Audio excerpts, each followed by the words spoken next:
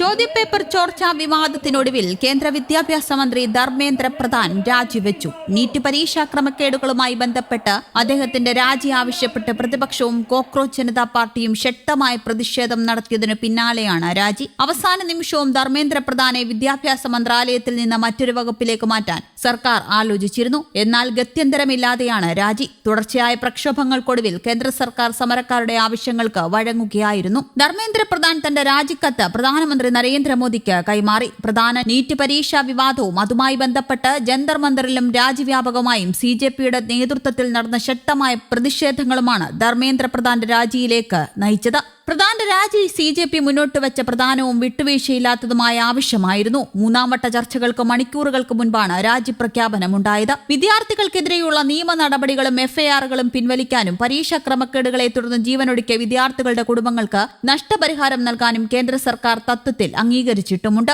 രാജ്യത്തെ യുവജനങ്ങളുടെ ഭാവി മുൻനിർത്തിയാണ് താൻ രാജിവെക്കുന്നത് എന്ന് ധർമ്മേന്ദ്ര പ്രധാൻ തന്റെ രാജിക്കത്തിൽ വ്യക്തമാക്കി. ജന്തർ മന്ദറിലെ വിദ്യാർത്ഥി സമരം ചൂഷണം ചെയ്ത് ദേശവിരുദ്ധ ശക്തികൾ ക്രമസമാധാന നില തകർക്കുന്നത് തടയാനാണ് ഈ തീരുമാനമെന്നും അദ്ദേഹം കൂട്ടിച്ചേർത്തു. പരീക്ഷാ അട്ടിമറികളും റദ്ദാക്കലുകളും കാരണം ആത്മഹത്യ ചെയ്ത 20-ലധികം വിദ്യാർത്ഥികളുടെ കുടുംബങ്ങൾക്ക് 1 കോടി രൂപ വീതം ധനസഹായം നൽകണമെന്നാണ് CJPയുടെ ആവശ്യം. ജൂലൈ 20 നടന്ന ചലോ സൻസദ് മാർച്ചിൽ പങ്കെടുത്ത പോലീസ് മർദ്ദനമേറ്റ വിദ്യാർത്ഥികളോട് കേന്ദ്ര സർക്കാർ പരസ്യമായി മാപ്പ് പറയണമെന്നും സമാധാനപരമായി പ്രതിഷേധിച്ച വിദ്യാർത്ഥികൾക്കെതിരെയുള്ള എല്ലാ കേസുകളും FIRകളും പൂർണ്ണമായി പിൻവലിക്കണമെന്നും CJP ആവശ്യപ്പെട്ടിരുന്നു. ഇതിന് കേന്ദ്ര സർക്കാർ തത്വത്തിൽ അംഗീകാരം നൽകിയിട്ടുണ്ട്. ധർമ്മേന്ദ്ര പ്രധാന് മറ്റു മന്ത്രാലയങ്ങൾ നൽകി നിലനിർത്തുന്നത് അംഗീകരിക്കില്ലെന്നും അദ്ദേഹത്തെ മന്ത്രിസഭയിൽ നിന്ന് പുറത്താക്കുക തന്നെ വേണമെന്നും പ്രതിപക്ഷ നേതാവ് രാഹുൽ ഗാന്ധിയും ആവശ്യപ്പെട്ടിരുന്നു. CJPയും കേന്ദ്ര സർക്കാരും തമ്മിലുള്ള അടുത്തഘട്ട ചർച്ചകൾ ശനിയാഴ്ച വൈകുന്നേരം നടക്കാനിരിക്കെയാണ് രാജി. ജൂലൈ 26 ഞായറാഴ്ച രാജ്യവ്യാപകമായ മെഴുകുതിരി കത്തിച്ച് പ്രതിഷേധിക്കാൻ CJP ആഹ്വാനം ചെയ്തിരുന്നു.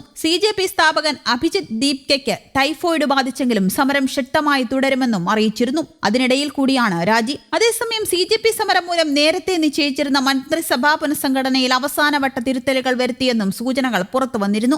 നേരത്തെ മന്ത്രിമാരായ പ്രധാനും പരിസ്ഥിതി മന്ത്രി ഭൂപേന്ദ്ര യാദവും സംഘടനയിലേക്ക് തിരികെ പോകുമെന്നും മുൻ മന്ത്രി അനുരാഗ് ഠാക്കൂർ തിരികെ എത്തുമെന്നും സൂചനകളുണ്ടായിരുന്നു. എന്നാൽ പ്രധാനെ ഇപ്പോൾ മന്ത്രിസ്ഥാനത്ത് നിന്ന് ഒഴിവാക്കുന്നത് CJP സമരത്തിന് മുന്നിൽ മുട്ടുമടക്കിയെന്ന ധാരണ പരത്തുമെന്ന് പ്രധാനമന്ത്രിക്ക് ആശങ്കയുണ്ടായിരുന്നുവെങ്കിലും ഗത്യന്തരമില്ലാതെ പാർട്ടികൾക്ക് മുന്നിൽ കീഴടങ്ങുകയായിരുന്നു. കൂടാതെ പുതിയ BJP നിതിൻ നബീന്റെ സംഘടനാ ടീം രൂപവൽക്കരിക്കാനും അടുത്തിടെ NDAയിലെത്തിയ സഖ്യകക്ഷികൾക്ക് മന്ത്രിസ്ഥാനം നൽകുന്നതിനും വേണ്ടിയാണ് പുനഃസംഘടന ആലോചിച്ചത്. മന്ത്രി ജോർജ് കുര്യനും സ്ഥാനം ഒഴിഞ്ഞിരുന്നു. കഴിഞ്ഞയാഴ്ച 17 ഉന്നത ഉദ്യോഗസ്ഥരെ മാറ്റി നിയമിച്ചത് പുനഃസംഘടനയ്ക്ക് മുന്നോടിയാണെന്ന് ശ്രുതിയും പരന്നിരുന്നു. മുൻ RBI ഗവർണർ ശക്തികാന്ത ദാസ് മന്ത്രിയാകുമോ എന്നതാണ് ഇതിൽ പ്രധാനം. രഘുറാം രാജന് പകരം ശക്തികാന്ത ദാസ് RBI ഗവർണറായിരുന്നു. ആ ചുമതല ഒഴിഞ്ഞപ്പോൾ മോദിയുടെ പ്രിൻസിപ്പൽ സെക്രട്ടറിയായി. മോദിയുടെ വിശ്വസ്തനായ ദാസ് ധനകാര്യ മാനേജ്മെന്റ് വിദഗ്ധനാണ്. അതേസമയം വാണിജ്യമന്ത്രി പീയൂഷ് ഗോയലിന്റെ പേരും ചർച്ചയിലുണ്ട്. അരുൺ ജെയ്റ്റ്ലി മരിച്ചതിനെ തുടർന്ന് പീയൂഷ് ഗോയൽ ധനമന്ത്രിയുടെ ചുമതല വഹിച്ചിരുന്നു. AIPയിൽ നിന്ന് അടുത്തിടെ എത്തിയ രാഘവ് ചന്ദ മന്ത്രിയാകുമെന്നും സൂചനയുമുണ്ട്. കൂടാതെ ശിവസേന നേതാവ് മഹാരാഷ്ട്ര ഉപമുഖ്യമന്ത്രി ഏകനാഥ് ഷിൻഡെയുടെ മകൻ doctor Srikanth ഷിൻഡെയും മന്ത്രിയായേക്കും.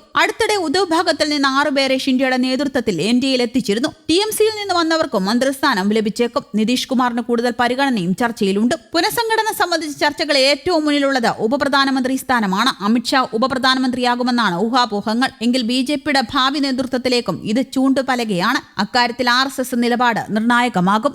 News desk Kerala Kaumudi.